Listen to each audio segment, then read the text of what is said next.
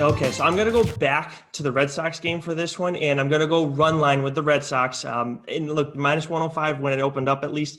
And I get they didn't come through last night and, run line or just winning the game in general. But again, Spencer Turnbull, I talked about him before. I think the Red Sox are going to mash against this guy. More importantly, I think that Nathan Eovaldi, he's somebody I don't generally put my faith in. He's a hit or miss guy. I think he's like a prototypical 4, maybe 3, where he's gonna be really good one day, and then the next day is like, okay. But he's going up against a Tigers team that is not good against right-handed pitching. They are second to last in WOBA versus righties, third to last in OPS versus righties, and then their highest, they have the second highest strikeout rate versus right-handed pitching. So I expect him to keep them down. And then the Red Sox offense, look, they still produced a little bit last night. So I have a feeling that tonight, where they, wound up losing, you have Eovaldi on the mound against a team that shouldn't hit him well. I feel comfortable that they're going to win by at least 2.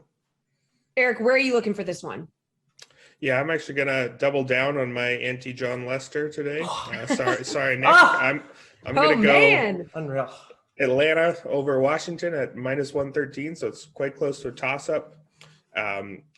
Atlanta's got the better lineup, 11th in WRC plus versus 22nd for Washington, and it looks like Juan Soto is probably still not going to be in the lineup, which makes the Nationals even less exciting on the offensive side.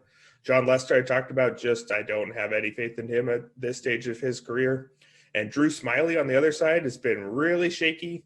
8.05 ERA is not a guy you really want to put your faith on, but small sample still, and he was excellent last year. 3.42 ERA could have been even better according to the peripherals. Strikeout rate was at 37.8% last year, kind of out of nowhere, and that's cratered all the way back down to 20.7% this season. But it's still early enough that I'm going to believe that there's at least some of last year's Smyly there.